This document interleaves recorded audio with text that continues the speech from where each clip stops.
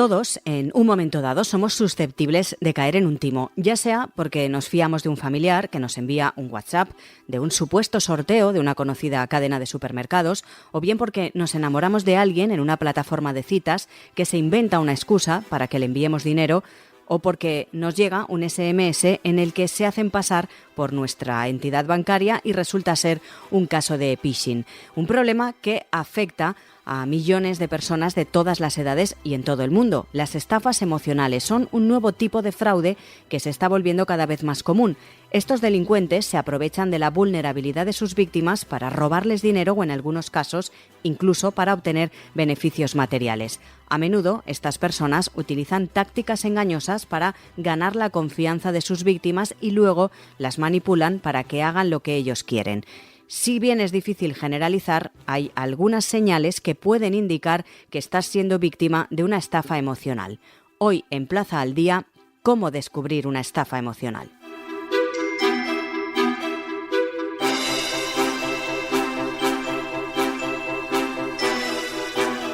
Saludamos a Aurora Gómez. Ella es psicóloga especialista en comportamientos digitales. Señora Gómez, muy buenas. Muy buenas. La primera pregunta, aunque parezca obvia, queremos que lo explique. ¿Qué es o a qué llamamos exactamente las estafas emocionales? Pues las estafas emocionales son ese tipo de estafas que tiran de la emoción para conseguir que la persona caiga. En este caso, habitualmente suele ser por motivos económicos y la persona se hace pasar por enamorada, que tiene una relación o algo similar. Es realmente así, pero cualquiera somos susceptibles de caer en un timo. No, ellos tienen clarísimo un poco la víctima a la que quieren ir y la localizan en esas redes o a través de plataformas y van a por ella sí o sí, ¿no? Sí o sí, y además, hombre, hay gente que siempre tendrá unas características individuales que la harán más susceptible de caer en la estafa. Pero en realidad no es tanto la víctima como la necesidad. Todos tenemos una necesidad por cumplir muy grande y cada una de las estafas va dirigida a cada una de las necesidades. La soledad suele ser una de las más graves, en ese sentido por la que es muy fácil entrar, y en el momento que entran en nuestra emoción, nosotros ya desconectamos la vía racional de, oye, esto quizá no tiene sentido, ¿no? O sea, los casos, por ejemplo, que se hacen pasar por famosos, ¿no? Porque va a querer un famoso, un famoso random, claro, de otra punta del mundo querer salir conmigo, ¿no? Pero empezamos a desconectar toda la parte lógica a favor de la emoción y eso es lo que nos hace caer. Entonces yo diría más bien que si conocemos cuáles son nuestras necesidades, que por tanto son nuestras vulnerabilidades, podremos saber por dónde nos van a intentar estafar. Porque ¿qué estrategias psicológicas suelen utilizar estos delincuentes o ciberdelincuentes para que las víctimas piquen el anzuelo? Empezar a hablar, o sea, quiero decir, a veces simplemente se crean identidades muy elaboradas, empiezan como en plan como muy amplio, ¿no? Como en cosas muy genéricas, y conforme van entrando, ya saben que la víctima es una posible persona con dinero, empiezan a afinar un poco la búsqueda. Ten en cuenta que el tema de Internet implica que nosotros estamos muy perfilados y damos demasiada información de nosotros mismos. Entonces, eso lo que hace es que es muy fácil que nos pillen y nos empiezan a decir y ajustar el perfil. Y hay un detalle que has utilizado, bueno, pues delincuentes, ciberdelincuentes, y aquí pensamos habitualmente que es una persona muy mala que te va a estar para ti de manera individual. Y lo que se ha descubierto en una investigación de ProPublica, que aconsejo un montón estudiar, que existen tratas de personas donde los propios estafadores son personas secuestradas en otros países y puestos a trabajar en una especie de ciberlocutorios para estafarte a ti y que están en situación de esclavitud. Entonces, hay veces que es aún más complejo de lo que parece, que el propio estafador es a su vez víctima. Y eso en España todavía no se ha dado, entiendo. En realidad sí. Porque en realidad sí se está dando. Lo que pasa es que habitualmente estos estafadores manejan inglés, o sea, son secuestrados porque tienen la habilidad de poder hablar en inglés. Entonces es mucho más rentable intentar estafar a alguien en Estados Unidos o algo así, ¿no? Ahora, con la inteligencia artificial, el problema que nos vamos a encontrar es que es mucho más fácil simular que sabes el idioma, simular que eres otra persona y mandar fotos creadas por inteligencia artificial o incluso en vídeos en movimiento que hasta la hora era como, bueno, pues envíame un vídeo de ti en movimiento. Y cuando envían el vídeo hace, bueno, pues es verdad, ¿no? Y eso se ha visto muchísimas estafas de este estilo, como ya habréis visto, pues haciéndose pasar por tu hija que necesita una ayuda urgente, ¿no? O cosas así. Entonces la gente cae porque es la propia voz o es la propia cara. Entonces, ¿cómo vas a no negarlo? confiar en tu Claro, hija? Claro, es que es muy fácil caer. Es decir, que podemos hablar entonces de un auge de este tipo de timos en estos momentos. Ahora mismo, quien quiera timar tiene muchísimas más herramientas para hacerlo, porque tiene más conocimiento de la víctima, más conocimiento de sus necesidades, más capacidad para hacerse pasar por otra persona y es mucho más fácil, básicamente. Entonces, sí, puede haber un auge de ese timo. Yo no sé, esa parte hay que preguntarse a la policía, claro, pero como mínimo tienen más capacidad de hacerlo. Y es importante también resaltar, creo, que el hecho de que nos timen no va ligado en este caso a la inteligencia. No es menos inteligente o menos listo la persona que ha sido timada o timado. No, y es más, ellos lo que saben es que hay un mecanismo que favorece ese tipo de estafas emocionales, que es la vergüenza. Entonces, como la vergüenza es lo que hace que no vayan a denunciar, es decir, conocemos muy pocos casos que hayan sido denunciados. Luego en terapia sí que aparecen, ¿no? Entonces, esa gente le da muchísima vergüenza porque piensan, qué tonto he sido, cómo no me he dado cuenta. Pero claro, es que los timadores, su profesión, saben hacerlo y tienen muy buenas herramientas. Claro.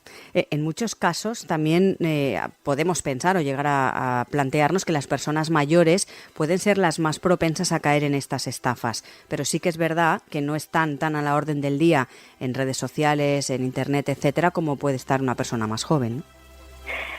Básicamente yo diría que la gente que tenga menos alfabetización digital, y ahí la gente joven, aunque esté utilizando mucho las redes sociales, no significan que tengan un nivel alto de alfabetización digital. Pero la gente mayor efectivamente es un público muy vulnerable, pero de nuevo, cada persona es su necesidad, ¿no? O sea, yo por ejemplo sé por dónde me podrían timar y dónde estoy a punto de timarme. A mí me fascinan las plantas. Entonces yo, si voy a cualquier red social, los algoritmos me muestran siempre plantas. Y vi unas semillas, unas plantas tan impresionantes, de unos colores tan imposibles, pues calabacines de color azul, cosas así, que dije, bueno, yo esto lo tengo que comprar para probar qué pasa, ¿no? Evidentemente era un timo. Porque entonces estuve a punto de caer. ¿Hay diferentes perfiles para los diferentes o distintos tipos de estafa? Hay tantos perfiles como necesidades. Ahí luego están, pues eso, los estafadores individuales, los estafadores, como digo, de trata de personas. A mí me impresiona mucho los tipos estafadores que son psicópatas, los estafadores del amor que se llaman, ¿no? Y ha habido como un caso muy grave en España que se conozca, así como que tuvo mucha relevancia, que pues iba contactando con las víctimas no era Tinder, pero el equivalente, e iba pasando de casa de una persona a otra, ¿no? Entonces iba haciéndose pasar por la pareja, ¿no? Claro. Pues primero establecía la relación por internet, luego aparecía en la casa de la persona. En ningún momento llegaba a ser tantísimo dinero como para despertar sospechas, pero lo interesante es que de cada persona se quedaba como un rasgo de personalidad, una información. Entonces, si salía con persona A, que era tatuadora, a la siguiente persona le decía, soy tatuador. Si la segunda persona además tocaba el bajo, a la siguiente persona le decía, a la tercera, soy tatuador y sé tocar el bajo. No sé si me estoy explicando. Sí, que es bastante psicópata, sí, realmente. Es un psicópata. Entonces, totalmente. En este caso eran psicópatas al uso y esos casos son muy llamativos, que ha habido creo que ha habido algunos casos internacionales que encima se hacen pasar por gente de clase social alta y cuelan. Existen, muy graves. como nos estás contando, existen verdaderos especialistas en timos y es más, la gente ni siquiera se da cuenta de que podría estar hablando con el opuesto exacto a la persona que creen que están hablando o conociendo. Se hacen pasar completamente por otra persona, incluso con diferentes nombres, diferentes fotos, diferentes perfiles. En cuanto a la estafa emocional, relacionada sobre todo con el amor y con estas plataformas de relacionarse y de encontrar pareja. Pero hay otras estafas emocionales que también se consideran importantes y que mucha gente también cae en ellas. ¿Cuáles serían? Bueno, a mí la que me impresiona siempre mucho es la de persona enferma que necesita ayuda. Y el problema, no todos los estafadores son muy buenos, en el sentido que cuanto más hablan, más fácil es que le pillen, ¿no? Entonces, persona enferma que necesita ayuda, cuando hay alguien que empieza a cuestionarles, ahí es cuando se ve la respuesta, ¿no? Que hubo un caso también en España muy, muy famoso que se convirtió en meme. que estafó. Incluso hay veces que lo que hacen es, si una persona de autoridad me respalda, ya todo el resto y toda su comunidad pues van a venir detrás, ¿no? Que es lo que suele pasar. Entonces, bueno, hay mucho cuidado y ahí es muy fácil caer. Por lo que estamos hablando nos lleva a pensar que tenemos que estar en alerta constantemente y no fiarnos de nada ni de nadie, pero tampoco podemos vivir con ese miedo. ¿En qué tipo de detalles nos tenemos que fijar a simple vista para ponernos en alerta y pensar que quizás nos pueden estar estafando? Pues yo tengo un truco que es el mismo que utilizo para detectar los bulos. Cuando tú estás viendo un bulo, es muy difícil que sepas que es un bulo porque te encaja precisamente en todo tu patrón, bueno, y entonces vas a entrar en ese sesgo de confirmación. Entonces, cuando sientes una emoción muy fuerte que te lleva a la acción, probablemente es una estafa. Y además, a esto le tienes que sumar que pese a que eres una persona inteligente, hay algo que no terminas de entender, especialmente en lo económico. Dices, no lo termino de entender. Aquí hay algo que no me encaja, no lo termino de entender. Entonces, ahí di, bueno, pues principio de precaución, doy tiempo y sobre todo si me piden acción, no hago ninguna acción. ¿Y por qué cuesta tanto en este caso reconocer que se ha sido timado y que ha caído en la trampa? Y hablarlo con la gente, con la familia, con los amigos, porque es muy difícil entender que te está pasando eso, pero sobre todo que lo entiendan los demás. Es que a veces es complejo de explicar lo que está pasando porque nosotros mismos no lo entendemos, ¿no? Y la vergüenza es un sentimiento tan potente y tan bloqueante que hace que la gente no pida ayuda. Hay otro tipo de estafas que a mí me impresionan, que son como estas que como que van en grupo, las de afinidad, ¿no? Que ahí la emoción es más fuerte porque hay alta probabilidad, como son como triangulares, pero significa que piramidales, pero tú has sido también víctima y verdugo en esta historia, ¿no? Uh-huh. Pues en ese tipo de situaciones la vergüenza aumenta aún más y entonces tú ya no pides ayuda ni a la policía o a las autoridades que competan porque encima te va a caer a ti también parte de la responsabilidad de lo que has hecho. Y si denuncias va a caer responsabilidad sobre las terceras personas. Entonces, todos los estafadores emocionales lo que saben es que la vergüenza es lo que va a hacer que no actúen. Por último, y creo que también es casi lo más importante, cuando una persona ha sido timada o timado, ¿qué ayuda psicológica necesita para recomponerse y no pensar que le va a volver a pasar, ¿no? Pues lo primero, que conozca un poco las leyes, que tenga alfabetización digital, y eso se puede hacer un poquito en consulta, ¿no? Una parte básica de psicoeducación. Pero luego también ver que era esa necesidad tan grande que necesitaba ser cubierta, que al final pues se ha caído en el pozo siguiendo la necesidad, ¿no? Entonces, reconocer la necesidad y otras maneras de solventarla, por ejemplo, la necesidad de la soledad o la necesidad de dinero, ¿no? Pues saber cómo encontrar otras herramientas que no sean esa opción tan fácil.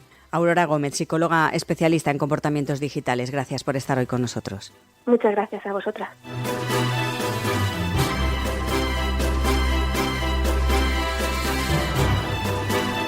Saludamos a Blanca Frías, es la presidenta de la Asociación de Afectados y Afectadas de Estafas Emocionales y precisamente ella también fue víctima de una de esas estafas online. Señora Frías, muy buenas.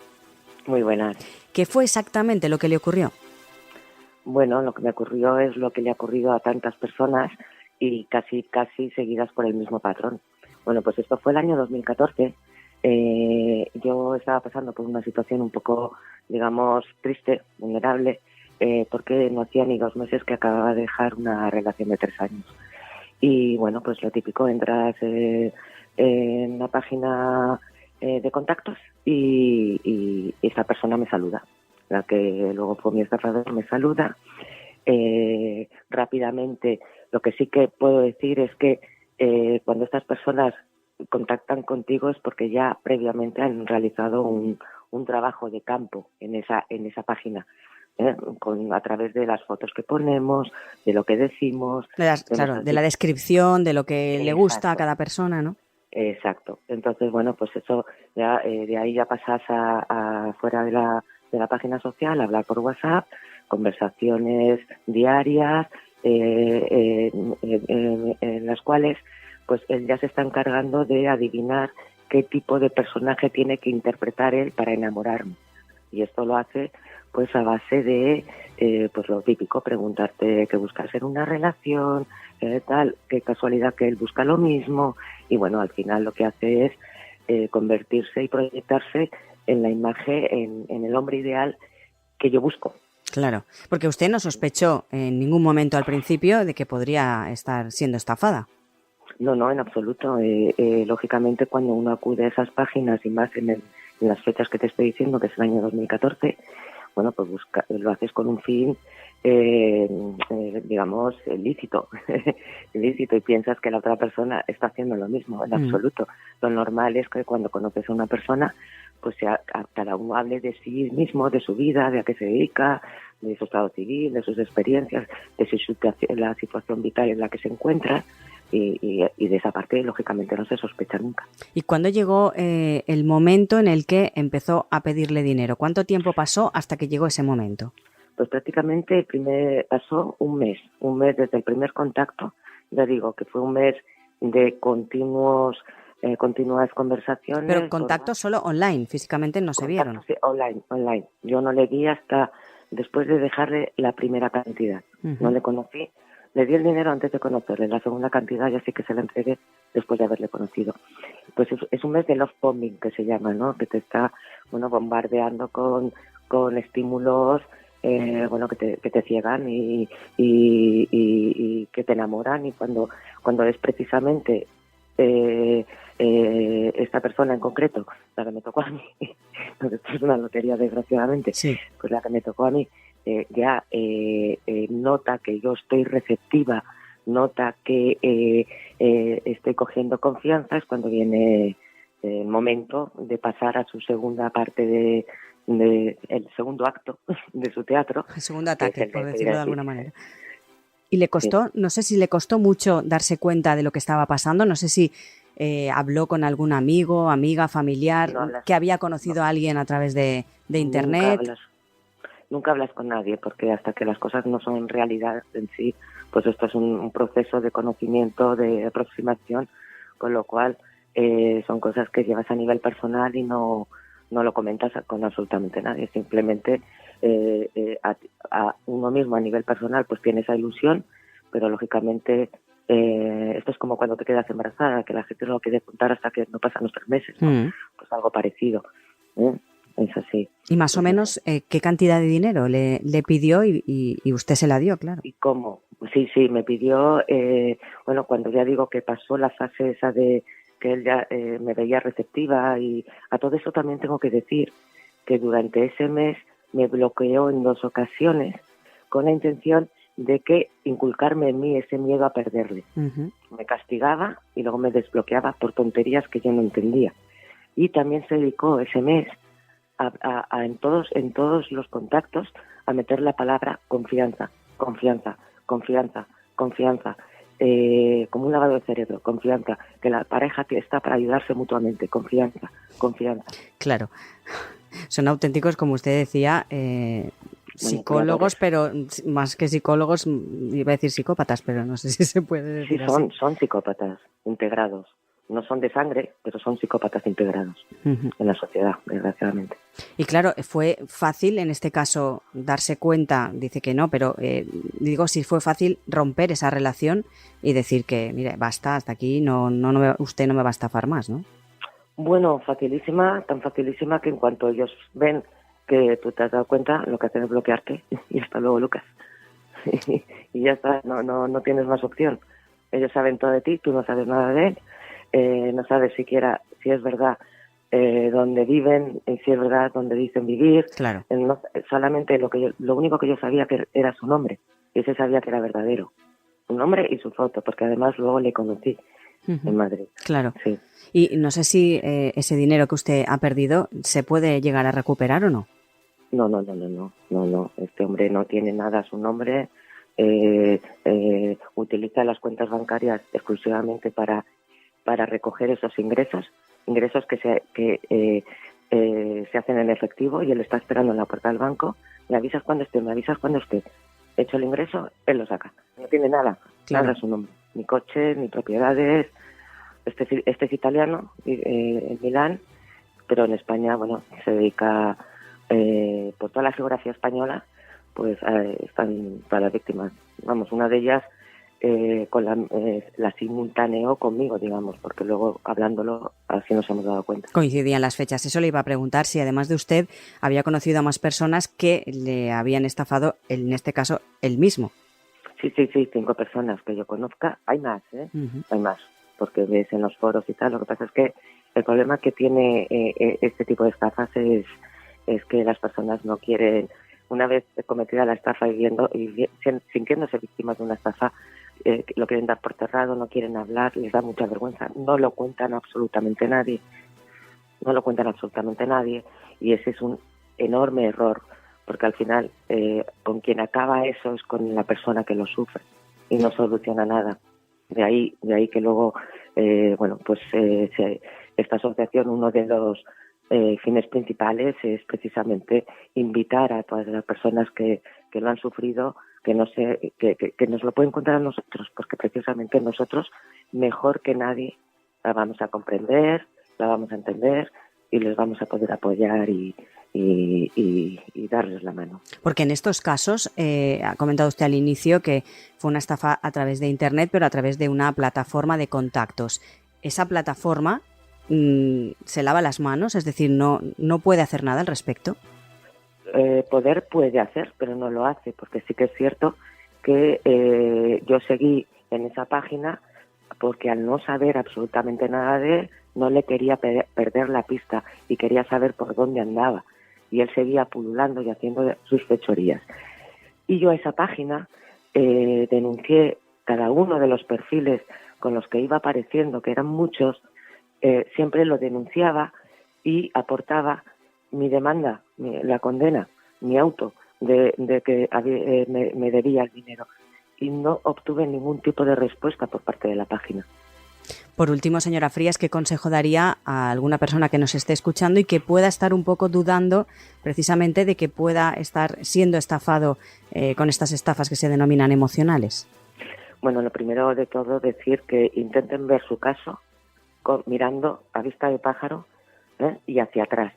Y si en eso se han encontrado que ha sido el estafador quien se ha puesto en contacto con esa persona, si se han dedicado al love bombing, al te quiero, al tal, a promesas de amor, a pum pam, y pasado un tiempo le han venido problemas y ha empezado ya su el segundo acto de exponer que está agobiado, que no me puedo ir a conocerte porque tengo este problema, porque tengo este otro, va a ser un problema médico, va a ser un problema de que está en una encerrona y que necesita ese dinero, que sin ti no puede, y si no se lo das no puede ir a conocerte y tal, pues estás bajo una estafa emocional. Sobre todo, además, va a ser siempre una persona que no se sabe dónde vive, pero nunca te va a decir que vive en la misma ciudad en la que tú vives. Uh-huh, claro. Porque de eso se trata, de no tener proximidad y que el poder conocerse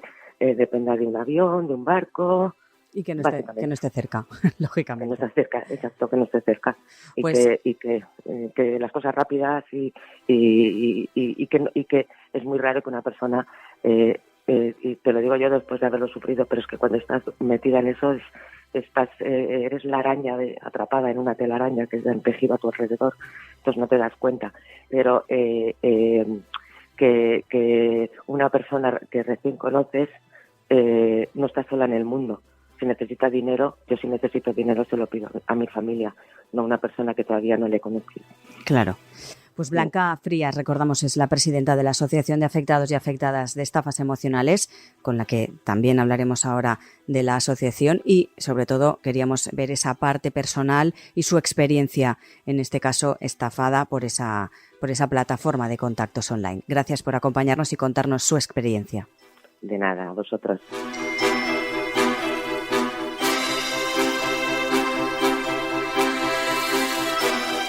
Y saludamos también a Emilia Zaballos. Ella es la presidenta de la Fundación Zaballos. Señora Zaballos, muy buenas. Encantada de estar con vosotros. ¿Cuándo se fundó esta asociación? Bueno, en realidad la fundación, ¿y con qué objetivo?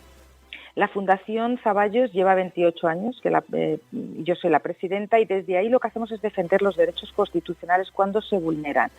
Tuvimos conocimiento que había un grupo de afectados bastante importante por todo ese tipo de estafas, tanto las nigerianas, estafas por relaciones sentimentales o emocionales, y decidimos poner en marcha una asociación de afectados por este tipo de comportamientos. Y es cierto que cuando tomamos esta iniciativa estamos hablando que tenemos localizados más de 400 afectados ya solo en España. Las personas que se ponen en contacto con ustedes están lógicamente afectadas psicológicamente. ¿Cuál es la primera sensación que tienen cuando hablan con ellos? ¿Sienten vergüenza? ¿Sienten culpa? ¿Cómo se sienten? Todo. Miedo, porque algunos de ellos si actúan han sido amenazados por los estafadores, sienten culpabilidad, esa sensación de soy tonto, me he dejado engañar, ¿cómo lo voy a contar? La vergüenza. Y hay que sacarles de esa situación, hay que convencerles de que no pasa nada, que incluso formando parte de la asociación e iniciando acciones legales contra estas personas para que dejen de hacerlo y para que además a ellas les puedan resarcir de alguna manera y si no respondan penalmente de las estafas que han hecho, la única forma es que se agrupen con otros que decidan tomar acción y que se den cuenta que desde la asociación lo pueden hacer desde el anonimato. O sea, la asociación los puede defender, representar, unirse a esa fuerza colectiva y efectivamente pues estar en el anonimato para que no se sientan ellos mal, ¿no? Se les da apoyo psicológico, hay grupos en diferentes puntos de España de psicólogos que se van ofreciendo voluntarios para darles ese soporte en condiciones muy favorables para que ellos puedan permitírselo. Y desde ahí se les encauza no solamente para que tomen acciones, sino para que se sumen a esta causa para cambiar esta situación que se está produciendo y que está creciendo el número de afectados de una manera exponencial. Hemos hablado hace unos instantes con Blanca Frías, ella también fue víctima de una estafa, en este caso de una plataforma de contactos online. Ella nos decía que esa plataforma pues que no había hecho nada, ella comunicó lo ocurrido y se habían lavado las manos. Es difícil que ayuden o que colaboren en ese aspecto, pero ¿qué les recomiendan ustedes? Porque ¿qué pueden hacer? Es difícil porque ya nos decía ella que no ha recuperado los 7.000 euros que dio a su supuesto ligue o persona con la que había contactado y que se supone que le iba a ayudar, ¿no? Y que luego fue estafada. Es difícil, pero ¿qué se puede hacer? Bueno, digamos que no es fácil detectar quién es el estafador, pero la razón que no es fácil es porque las personas afectadas ponen las denuncias y es verdad que los cuerpos de seguridad del Estado no tienen recursos suficientes, ni personales ni materiales, para investigar individualmente cada una de ellas, porque investigando y haciendo la trazabilidad se llegaría a quiénes son los estafadores, ¿no? El problema o la ventaja es que si se hacen acciones colectivas, muchos de estos, como por ejemplo Ángel Oguo o Rodrigo Nogueira ha estafado a más de 100 mujeres. Esas 100 mujeres se agrupan, no son 100 denuncias individuales. Estamos hablando de una, donde ya como prueba testifical para acreditar que existe una estafa continuada, unas dan soporte a las otras.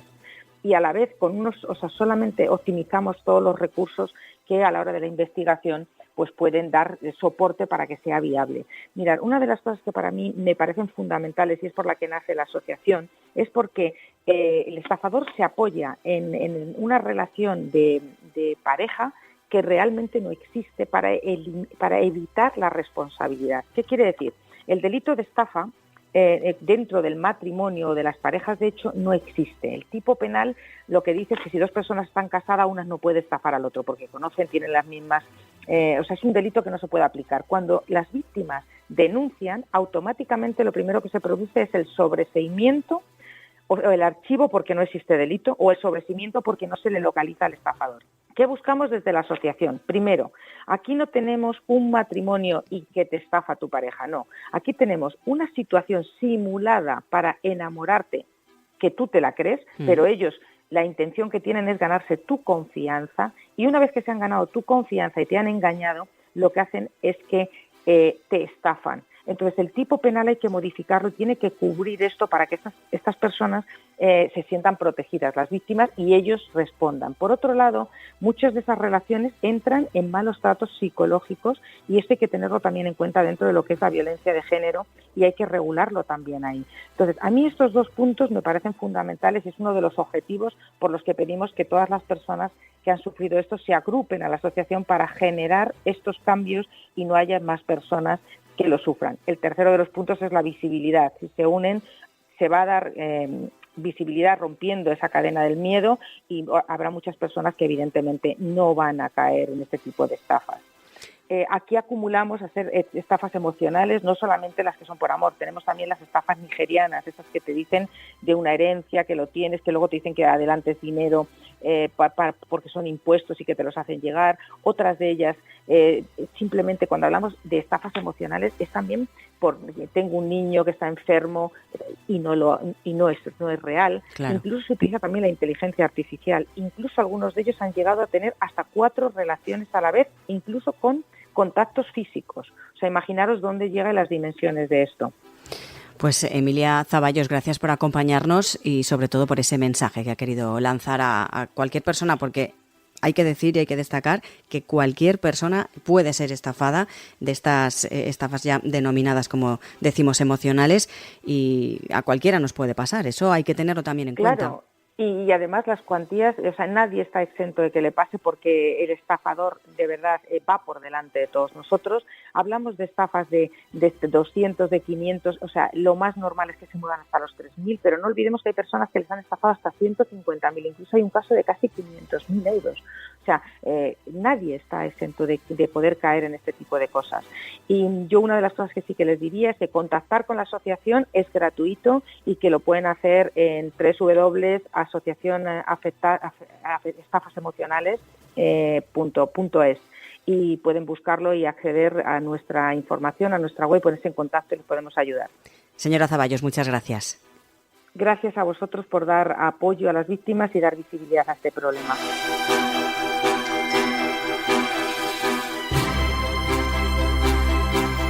Plaza al Día es el daily de las cabeceras del Grupo Plaza. Lo pueden escuchar a través de las diferentes plataformas de podcast a las que pueden suscribirse y enviarnos sus comentarios. También pueden entrar en plazaaldía.es, allí tienen disponibles todos nuestros podcasts y también pueden realizar sus suscripciones.